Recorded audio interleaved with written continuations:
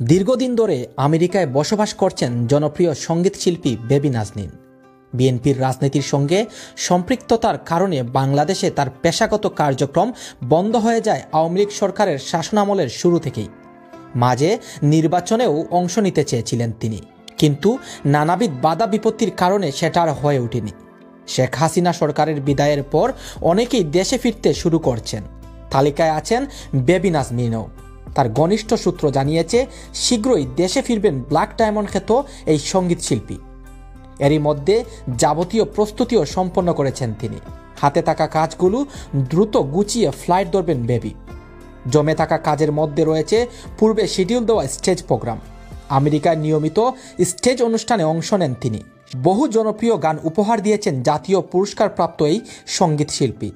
আধুনিক সঙ্গীতের সর্বাধিক সংখ্যক একক, দ্বৈত ও মিশ্র অডিও অ্যালবামের শিল্পী বেবি নাজনীনও তার সঙ্গীত জীবনের শুরু থেকেই অডিও মাধ্যম, বেতার, টেলিভিশন, সিনেমা ও দেশ বিদেশের মঞ্চ মাতিয়েছেন সমান তালে।